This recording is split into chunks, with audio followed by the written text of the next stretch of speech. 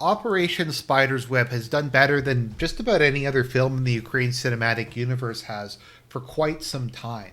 And it's made so much money, they're going to do the Zelensky cut of it, where they're going to go in, they're going to add in the scenes, and they're going to make it in line with the original vision when the film was first being created. And Zelensky was talking about it. He was talking about the new cinematic details that were going to be added.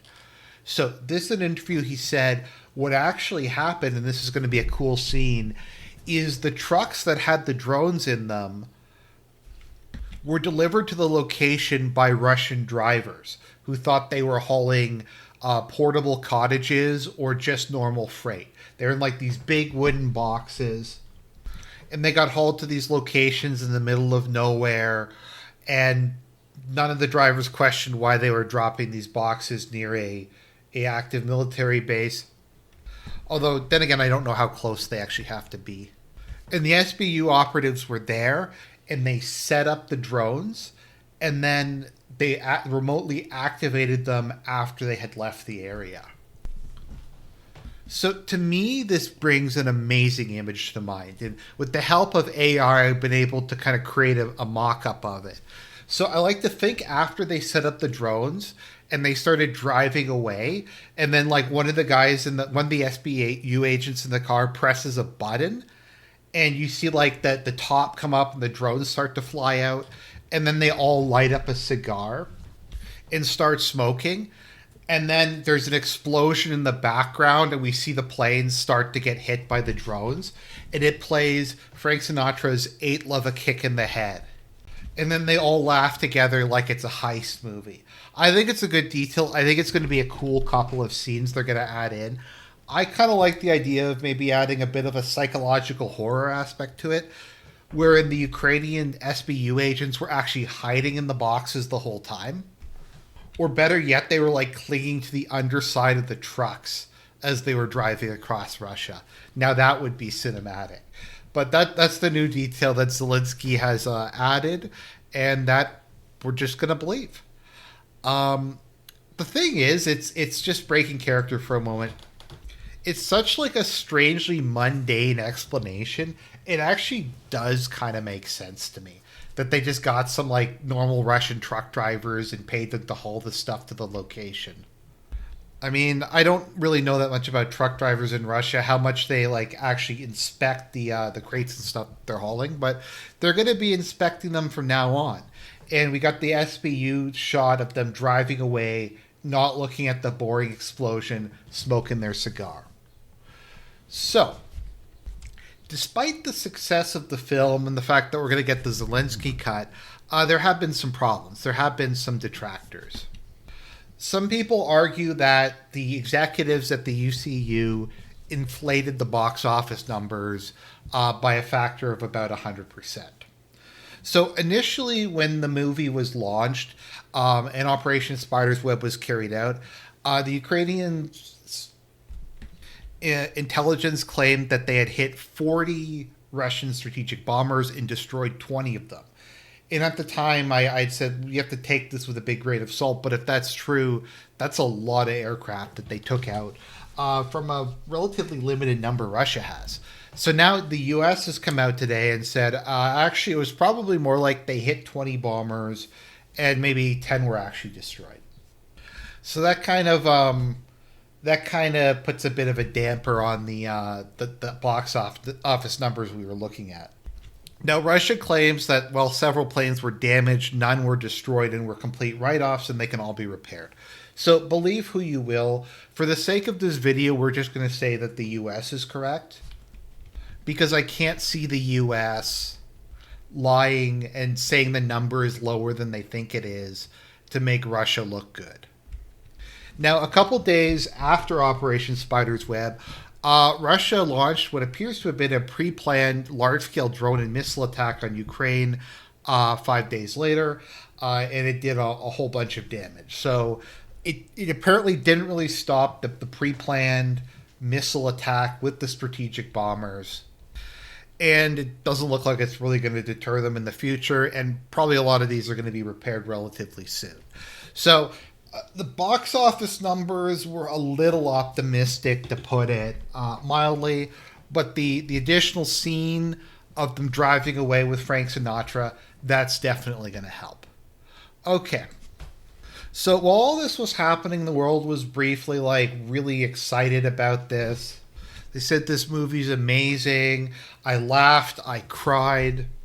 It shows that there's still life in the Ukraine cinematic universe, that Ukraine can still win the box office war against Russia.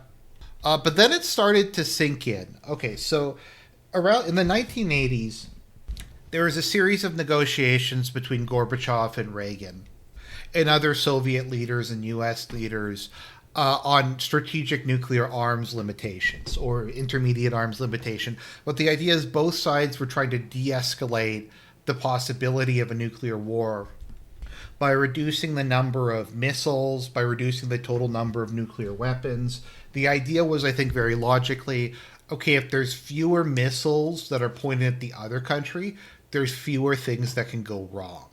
And so they've been gradually, over the last couple of decades, both sides have been slowly but surely dismantling nuclear weapons, limiting the number of intercontinental ballistic missiles they have. I think it's one of the great accomplishments of diplomacy in the modern world, to be honest. And as part of this, there was kind of a handshake agreement that was reached in the 1980s between the US and the Soviet Union that they would park their strategic bombers out in the open. So these are the big long-range bombers, the B-52s and that sort of thing, that can carry nuclear missiles. And the idea was that they could observe the bombers. So if the bombers were moving, they would know that they were moving and they could track them. If they were being loaded with nuclear weapons, they could tell that. It was kind of a putting your cards on the table. It's saying, look, we're going to trust you enough that we're just going to put these out and they're going to be vulnerable. But it's our way of showing it's our way of just basically de-escalating it. It's a goodwill gesture. So that was the reason why the strategic bombers were just sitting out there with seemingly no protection, no drone nets, and they weren't even in like metal sheds or anything because of that leftover thing from the Cold War. And some people have used this to argue that, okay, that means that Ukraine shouldn't have done that this was terrible, that this was wrong.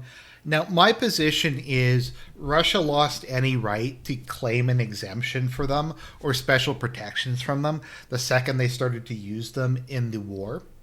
When they started to use their strategic bomber force that they have parked out on the tarmacs to go in and fire cruise missiles at Ukraine, I don't think they have any protections anymore. If they hadn't have used their strategic bombers, I think they would have, but I think they lost any right to that and that they are 100% legitimate military targets. I'd say other nuclear-related things, though, like missile silos, would still be 100% out of range. And I think that the Russians, to a certain extent, acknowledge this and get that they are military targets and they don't like it. They were a lot more angry about the train getting hit and the civilians dying than they were about Ukraine hitting the airfields per se. There is a bigger issue, though, a much bigger issue. And that is let's just take a step back and say, okay, so we have two scenarios. Let's see which one is more likely. Scenario one, Ukraine planned this operation for 18 months with absolutely no American knowledge or involvement. The U.S. was not involved with this at all. They didn't even know it was happening. None of the CIA agents in Ukraine, none of the senators, none of the people on the trips to Ukraine noticed any of this stuff going on. Or someone in the U.S. had seen too many Mission Impossible movies, thought this was a genius idea, and the U.S. was intimately involved at every level in this, providing technical support, training, probably funding, intelligence data, satellite data. Which one of these do you think sounds more likely? And which one of these do you think, when Putin sits down and thinks about this, is he more likely to believe? The Trump story, that they knew absolutely nothing about this? Or that, yeah, somebody was in on it, even if Trump didn't know personally. And so this leads us to the optics check. So let's just look at this situation for a minute. So Trump's attempting to do his peace agreement. He's attempting to de-escalate. He's attempting to wind the war down. So we have a U.S. proxy with intelligence resources and the tacit approval of the U.S. going into another country that they have an agreement, multiple agreements with, attacking their nuclear triad, attacking their nuclear capable force and trying to degrade it. And the only reason that they were able to do that was because of a good faith agreement with the Russians that left the bombers vulnerable. Does that sound like good optics to you? Does the idea of like one nuclear power being directly involved in trying to degrade the nuclear deterrent of another country, does that sound like a good idea? Does that sound optical? Does that sound like something that Russia is going to take sitting down? Now, to you and me, we know that there's probably a 0% chance Trump wants to start a nuclear war with Russia. Even if they were able to take out all of the strategic bombers, Russia still has nuclear submarines, it still has ICBMs. But at the same time, to a certain extent, they have to, if only to appease domestic pressure, act to a certain extent like this is a real threat. That this was an attempt by the U.S. to send their proxy in and damage their strategic capabilities. I mean, like, they can't just shrug this off. I think what they're trying to do is pretend that the UK was behind this and it wasn't America or something like that. But Putin has to be seething over this one. Like, it's bad enough if the Ukrainians did this. It's deeply embarrassing. But you can kind of write this off at, oh, this was a desperate gamble. This was like a YOLO operation. It didn't really achieve much.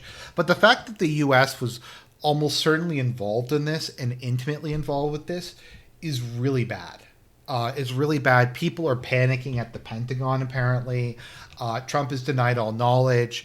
He has basically said, look, Russia's going to hit back.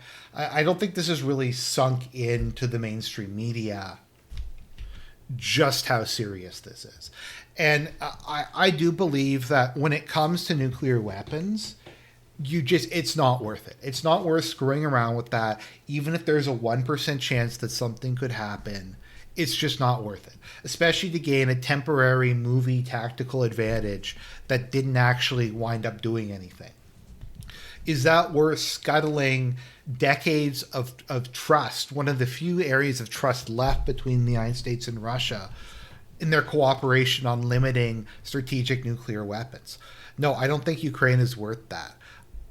Not just this operation, but this is, once again, this is real I'm talking about. This is nuclear weapons. This is one country potentially provoking another one. And I'm not saying Russia would be justified, but there is an internal logic to it, and Putin is under a lot of political pressure to try to ramp this thing up and go all out, and this doesn't help. The U.S. going in with their proxy and attacking Russia's nuclear assets does not help at all. Now, I should also say that the last remaining nuclear control treaty, New START, is going to expire in February. So let me ask you another question. Do you think that this Operation Spider's Web, made it more or less likely that they're going to come to some sort of agreement on that, and we're going to continue disarmament, limitations, open monitoring to try to keep the world a safer place? I think it's pretty obvious that this has probably scuttled that, or at least made it a lot harder. So I guess Trump's only cope when it comes out, as the Russians probably already have evidence of American involvement. They probably just haven't showed it yet because it would put them in an awkward situation. But if we're supposed to, if they have evidence of that, and Trump's excuse is, oh, I didn't know that, and none of my administration knew that they were planning this like 4D chess, 18-month long plan to attack your nuclear triad, and like the CIA and military intelligence and all these guys were just doing this, and absolutely nobody in a position of power who reports to me or reports to the people who reports to me knew about it. Like, is that really better? I mean, I guess in a certain way it is, because at least it means that Trump is like not actively trying to screw Putin over, but it makes him look extremely incompetent. It's embarrassing. Even if this was just some crazy thing that some like rogue faction of the CIA was involved in, that like they can't be doing stuff like this. This isn't some like random country in Africa. This isn't some country in South America. This is a nuclear armed great power. And the fact that the CIA or whoever these guys are can go off the reservation and screw around with stuff like this does not make it better. That is not okay. They gotta like figure out who did this. They have to remove them. They have to put more controls in place so this kind of thing can't happen. Because who knows what other crazy shit they're coming up with. Maybe they're going to do drone attack on nuclear missile plants next. Maybe they're going to try to break into a silo. This also just opens up, like, to the Russians, a level of paranoia where they thought that to a certain extent it was sacrosanct, that the Americans weren't going to do this. And now that the Americans have shown that they are going to do this, well, what else are they going to do? What's next on the list? It's just, it's a mess, and it's extremely dangerous. And once again, this is why I say that this whole thing is a movie, and that's why I constantly bring it up. Because these people aren't serious. Like, the media is cheering about this, they're celebrating it, they're going, oh, Ukraine's going to win the war. But there's real-world consequences to this. And I also say this with, like, all the brave Ukrainian men who died. Like, and this isn't what the video's about, but during Istanbul, Russia offered to give back the bodies of, I think it was 6,000 Ukrainian soldiers from Kharkov. Or sorry, Kursk, from the Kursk operation. They apparently have them frozen in trucks, and they were going to deliver them. And they reached the border, and no one was there to collect the bodies. They ghosted them. And you had all these, like, these Russians in hazmat suits sitting around waiting for Ukraine to show up with these refrigerated trucks full of bodies. It's like something out of a black comedy, like some sort of really sardonic, dark British comedy. And I guess the response is like, haha, we trolled them. It's like it's like an internet drama where we challenge someone to a fight in real life and then we don't show up and then they show up and we laugh. Like, guys, these are the bodies of thousands of men who died for your country. And you're going to play fucking games like this. Like, it's so gross. Zelensky is 100% out of control. Who knows what kind of crazy shit he's going to do next? Trump either needs to rein him in or just dump him and just say, look, I wash my hands of everything Zelensky's going to do. If he does something crazy like this, he doesn't have my support. But Trump's so indecisive and his administration is so incompetent, and it's constantly just, once again, with the fucking drama and like people not talking to each other and all the high school shit. This is real life. I make fun of this because these people don't take it seriously. They don't take it seriously that we're fucking around with nuclear weapons now, that we might not have a very important arms limitation treaty, might not get signed, and we might have a new nuclear arms race, which I don't know about you guys. I really don't want that to happen. I generally think the fewer nuclear weapons in the world, the better. But, like, because we needed to score some points on CNN, we're going to engage in this kind of behavior.